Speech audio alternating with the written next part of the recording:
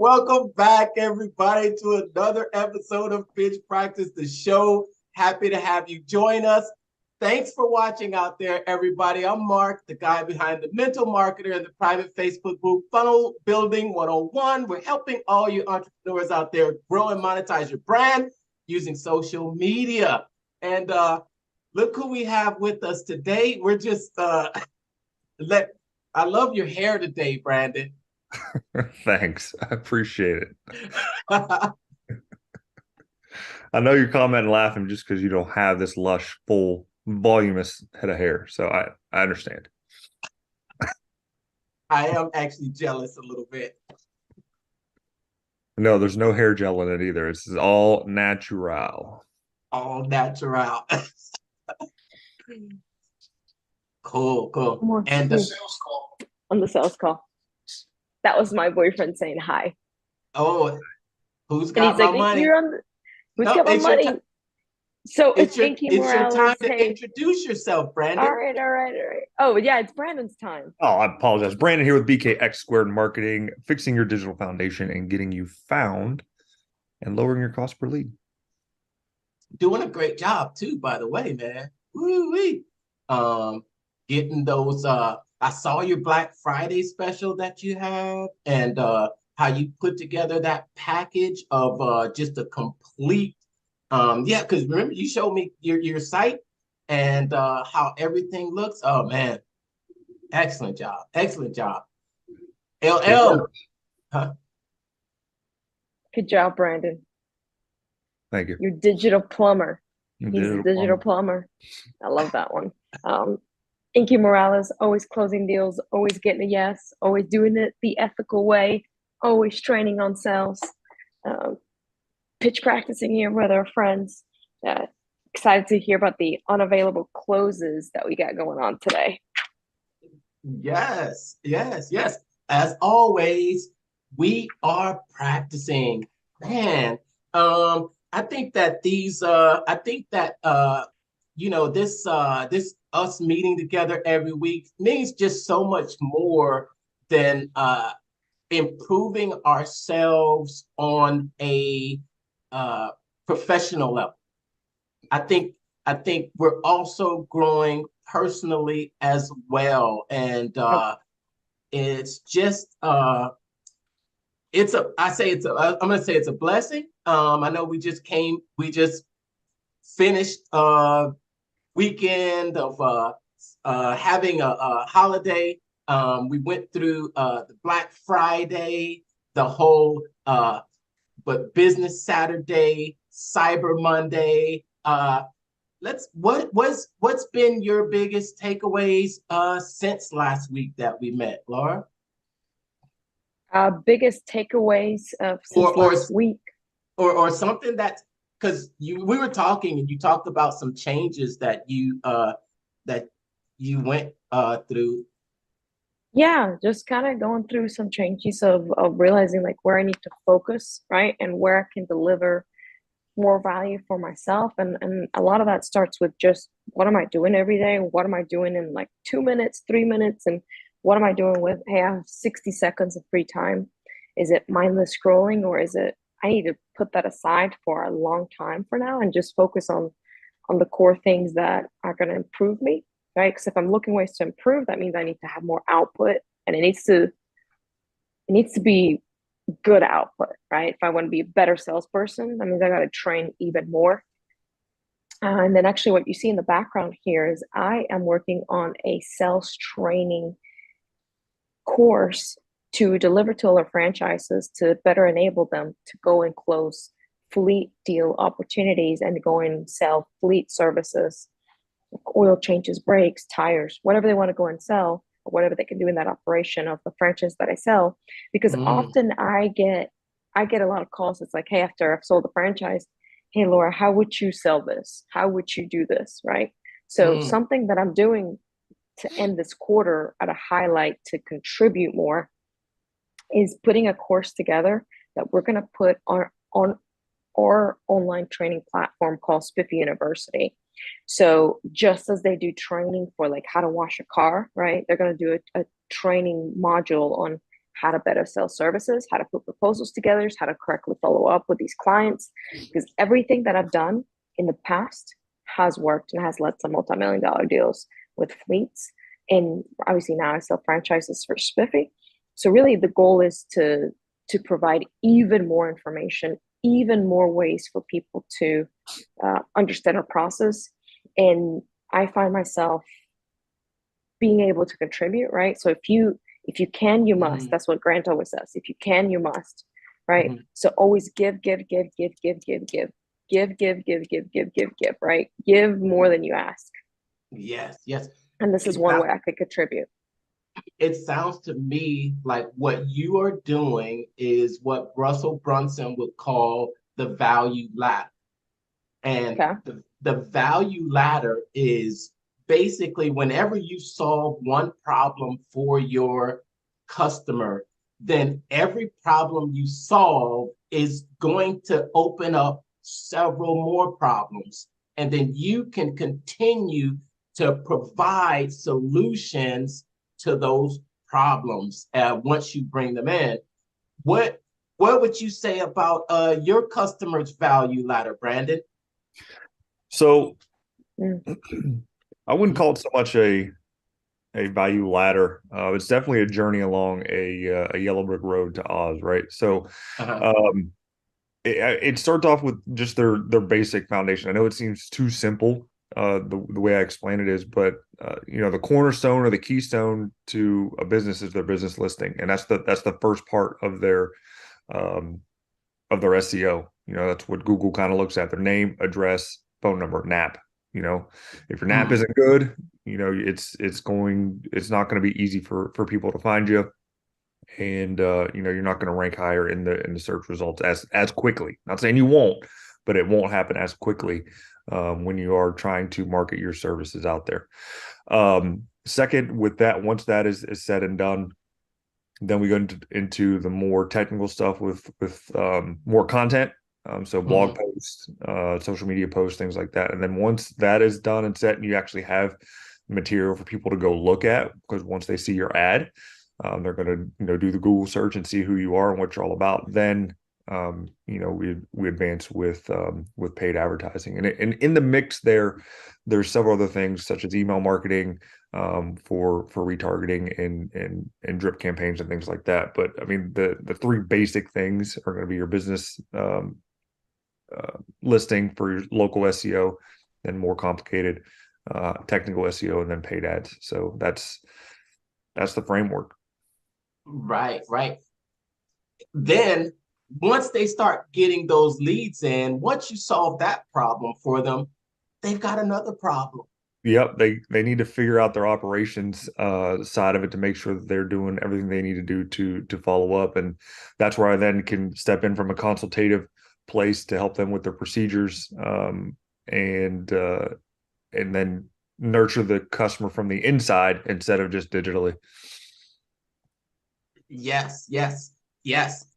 Then you've got what we were discussing a little bit earlier today. Then you've got to fulfill. You've got that fulfillment and that delivery, and that's when you have the opportunity to hashtag over deliver and solve more problems for them, and keep them coming back to you for those solutions. We talked a little when we got on today. We did, you know what? Believe it or not, guess we did go through this book today, right? We did. Two big closes. We went through 2 closes today. So, but we also had just a good discussion about just progress and about our direction. Even we can talk about direction that we're going to take maybe in the new year and what our focus is going to be. But we're glad to have you all along with us, and maybe even give us some input about some suggestions or feedback that you'd like to see us do over the next year as we get to the end of this year. But we talked about Yeah, I had some things come up this week that kind of brought back some memories. I think there were memories, and some memories of when I was I had my MP3 business before, and that MP3 business, it failed. And one of the reasons that it failed is that I had this inferior product, and customer service was a nightmare. It was a nightmare. Having to deal with returns from this overseas vendor. It was a 30-day process. And that soured me, even to this day, of about selling physical products. And it was just the handling returns. It's a part of every business. You have to deal with these things. This is a part of it. It's like your fulfillment and going over the over and beyond. So I had a little bit of that this week, and it kind of triggered what I think is a fear of success, because when you put yourself out there, and when you start to gain more customers and gain more, even more followers, more engagement, it it it it puts it makes you make better decisions about your time. Yeah. You have to make better decisions about your time.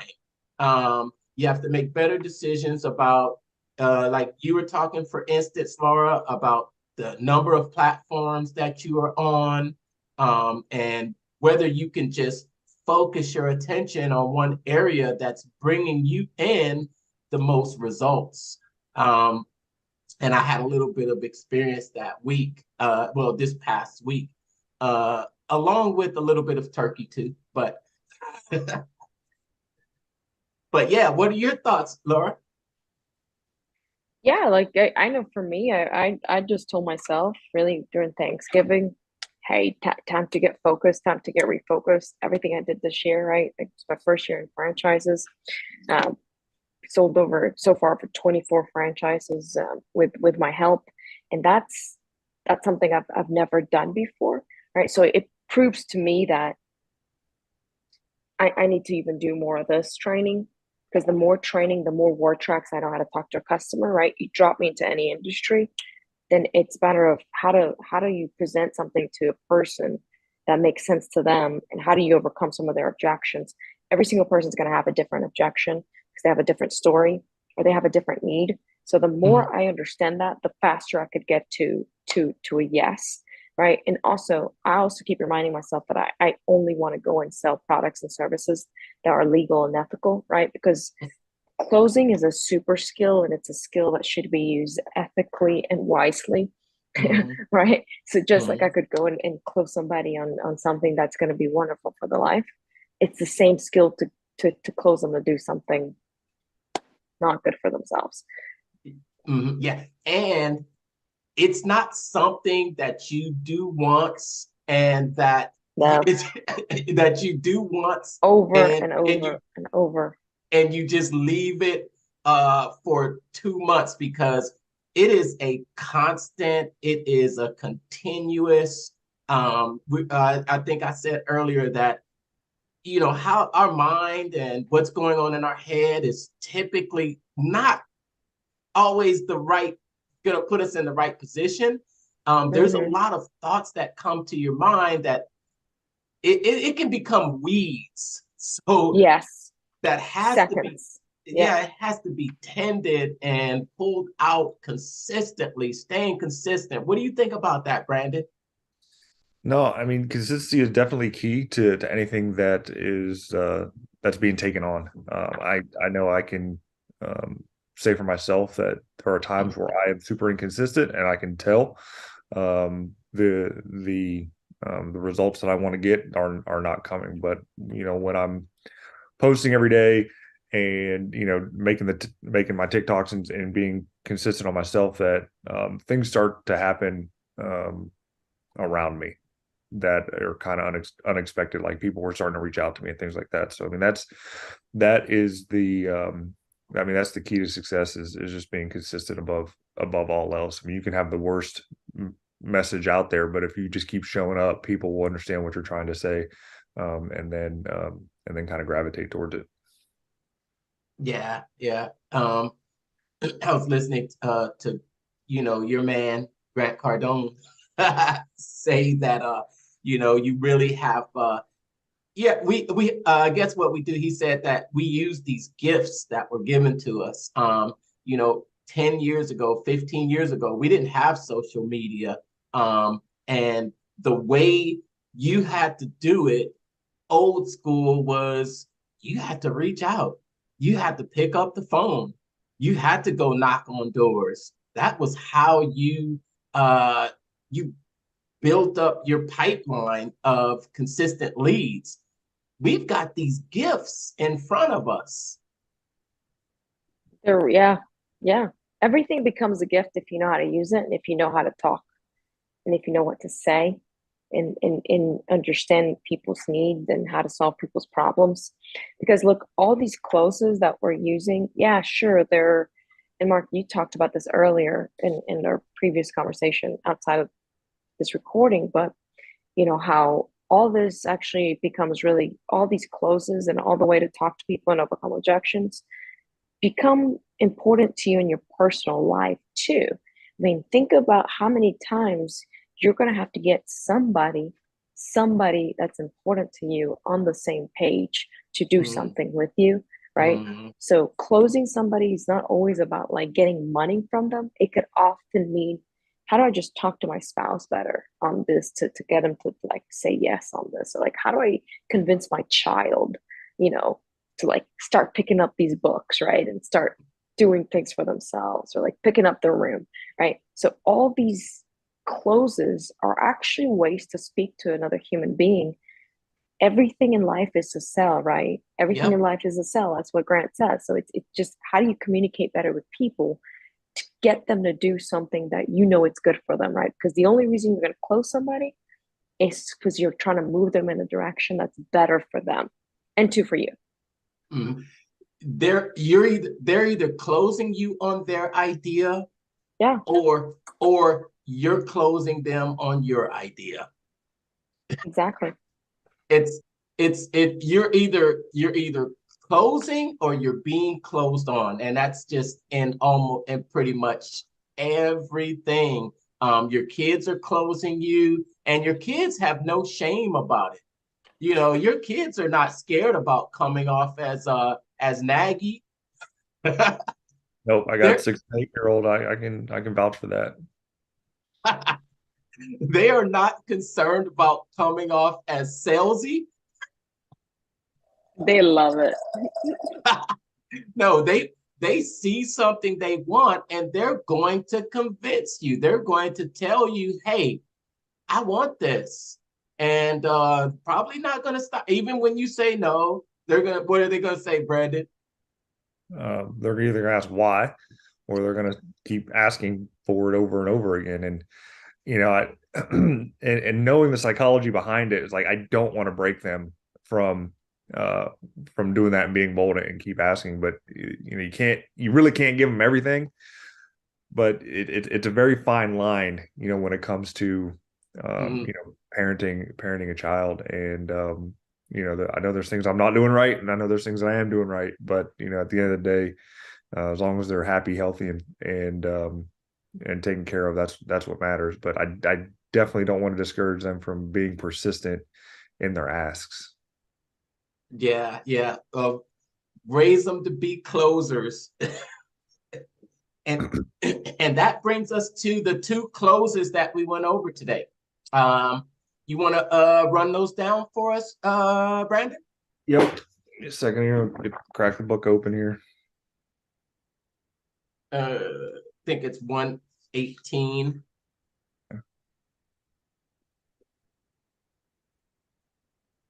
So the 2 that we went over are unavailable party closes. Personally, I hate these closes, or I dislike them greatly, because hate is such a strong word. Only from my experiences of dealing with what is known in the sales industry as a one-legger. You can't really stand on one leg too much there. So it's the unavailable party close. Basically, the first one is that you're getting your prospect to agree to the numbers, subject to the unavailable person's agreement. So it's kind of moving the deal forward just by an inch, to where you at least have one person buying in, and it gives you a hope and a prayer that the other person, once they see the numbers and can get in front of them, that it's going to close out. The thing that can kill the deal, as with any deal, is time. Yeah. That's one of the reasons why I don't like that one, because they're not there. Yeah. You're letting them leave, and you're giving them an opportunity to think about it. And I think you're leaving the door open for too much to happen, in my opinion, on this one. And then the second one, page 120, is more geared towards like the spousal stall closes. And it's asking the prospect in a way is like, okay, subject to your it's kind of throwing it back on the main prospect, the husband, so to speak, because he's the one putting the spouse as the scapegoat, in the sense that well, you're kind of here. Does your spouse approve of your current situation? And the current cost of it. So meaning that you already have a vehicle, you're already paying for a vehicle, or does she like that she's paying $600, a month for an outdated, old, unsafe car? And again, if nothing changes, that, but you have an approved situation, meaning you have a better car, or a better widget, gadget, whatever, certainly you would get the support to go ahead and move forward with the deal, right? So it's kind of throwing the second one I like a little bit better, because it is throwing the objection out the window and making it make zero sense for the husband not to go ahead with the deal and just say, honey, I did it for you. I did it for us, because it is improving our situation. Yeah, our situation is, you like our situation as it is right now. So making this decision is only going to make it better. Yeah. You don't like our situation now, so making it is going to make it better. It's only going to make it better. I think because the close says that it says, is your spouse happy with the situation as it is currently? So if nothing changes, do you think they would be happy? No, if nothing changes with the if only the situation improves, don't you think that they would be happy with that? Yeah, that's pretty much what it says. Yeah. Did we read the closes? No, we didn't read them. Technically, we shouldn't be reading the closes, copyright. But yeah, those were the two closes there, and they are good. Again, not a fan of one-legged deals. Got to have all parties present to really get the deal closed, because there's two things that, or the one main thing that kills all deals is time. Time kills all deals. Yeah. It sounds like in this one, you're giving them, like I said, I think you're giving them an opportunity to say no. You're just giving them, you're leaving that door open, and telling them, okay, go back and discuss it with your spouse. But your spouse hasn't been there throughout the entire presentation. Right. So this, yeah. So the spouse, maybe you've handled the concerns with the person right in front of you, but then maybe the best thing you can do is maybe arm them with the right mind frame to handle any objection that the spouse might have. What do you think?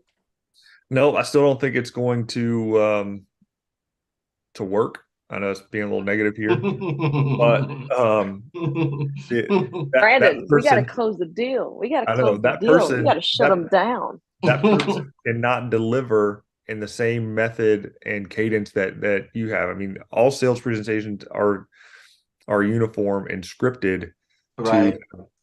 an appropriate cadence, a beginning, a middle, and an end with the close. And it's weaving and telling a story from a different perspective. So you have, again, you've already told the story once, and then you have somebody trying to retell that same story, but it's just not in the appropriate environment for it to be effective.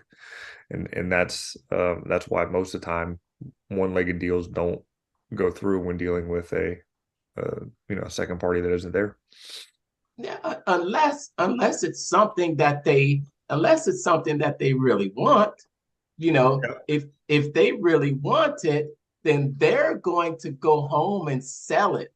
And if they've got that emotional attachment to it, they'll go home and say, honey, I think they'll go home and justify logically.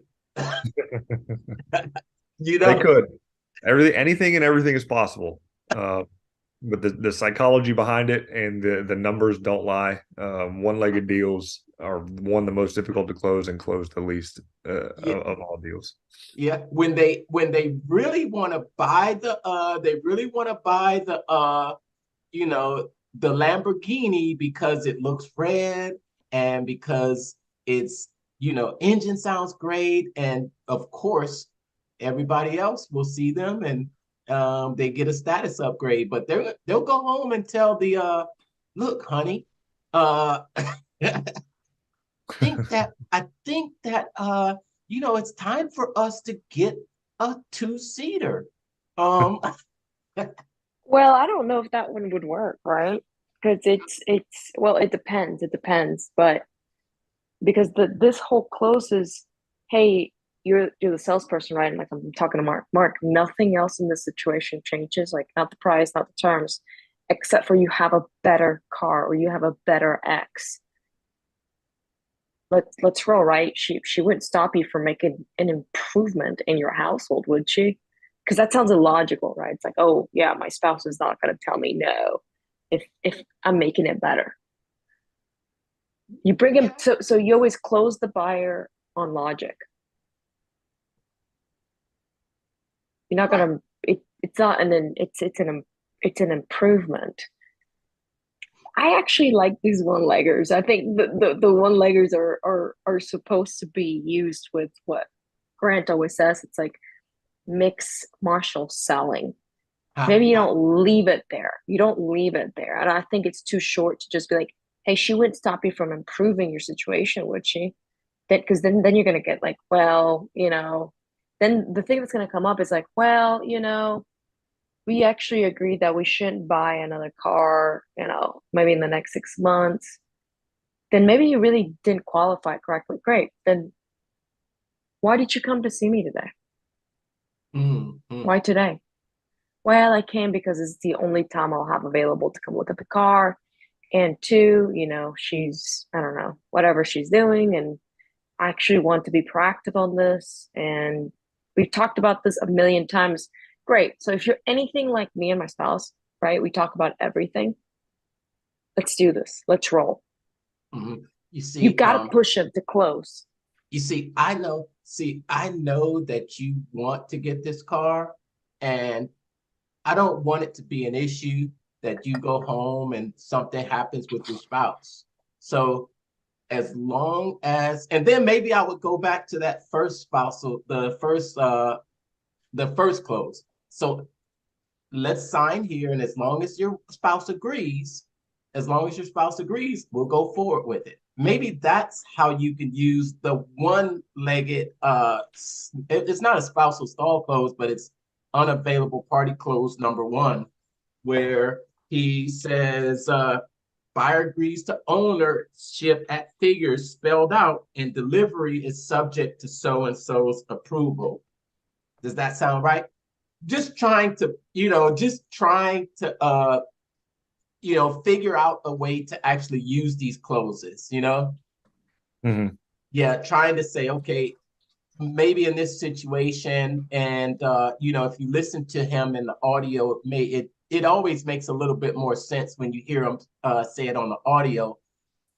Not that, you know, the situation is going to go exactly the way he explains it, because you know, dealing with you know, us in real life, there's just always a lot more variables and a lot more situations that can happen.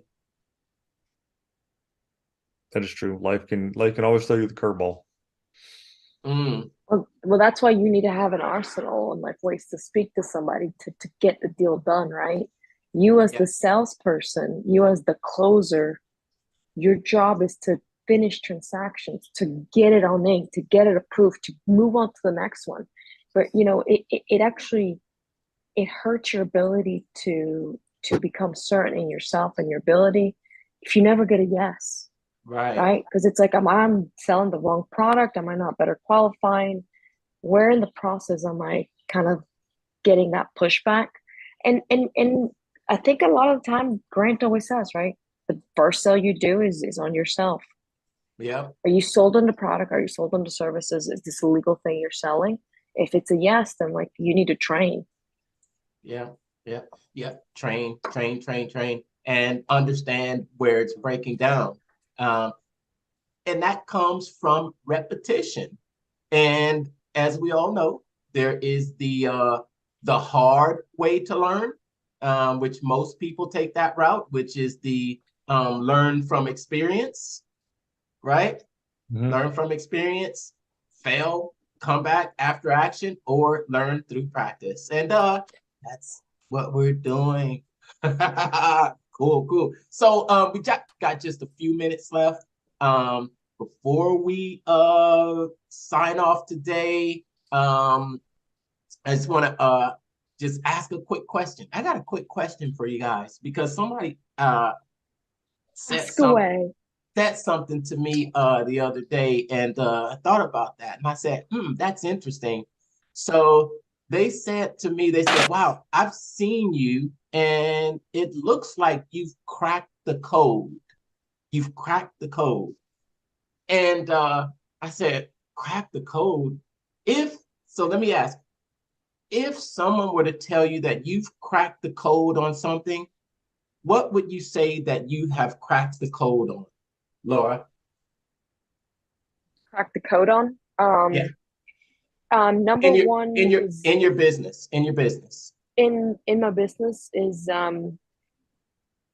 number one is for sure that the more certain I get about the service and the product, the easier it is for me to close the deal. So for example, anytime I have a kind of like a, oh, maybe I'm having a bad mental day, I'm like, oh, I can't even pick up the phone today. I go back and I look at all my successes and all the people that have said yes.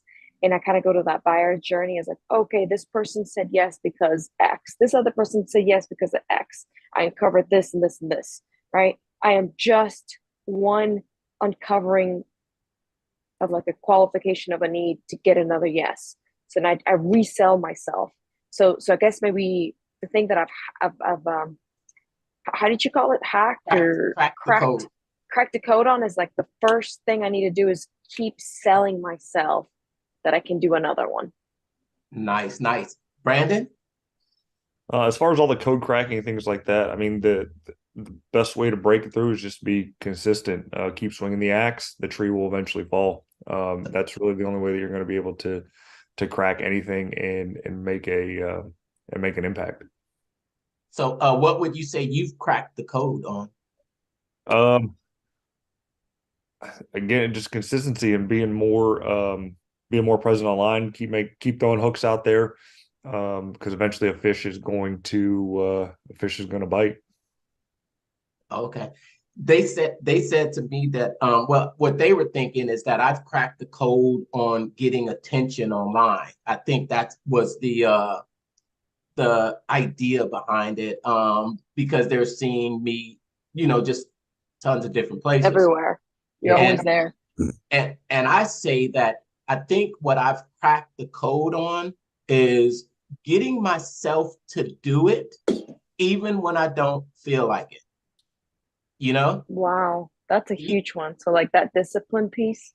Yes, even when I don't feel like it, because I think for all of us, well, okay, I'll speak for myself, is that there's that moment where you say, okay, this is what I need to do. And there's that moment where you can come up with 10 or 20 excuses not to do it. You can come up with, I think some of the excuses are, oh, it's 5 o'clock in the morning. Oh, it's 8 o'clock. Oh, it's cold outside. Oh, it's hot outside. Oh, no one will notice. There's a long list of reasons that you can come up with for not doing it, but I have Right. sort of, I'm able to catch myself before those thoughts come in and say, okay, freaking do it.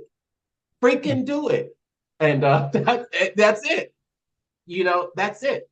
Because I think at the end of the day, we probably all really have the same resources. We know what we need to do.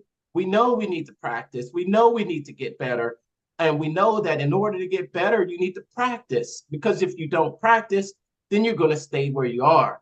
And if you get to the position where you don't see any improvement, you have no one to blame but who? Yourself. Got no one to blame but you. That's it. So crack the code on you and you'll get so much further. Cracking the code, cracking the code. All right, you want to close us out? That's Finishing it. some That's laundry. it.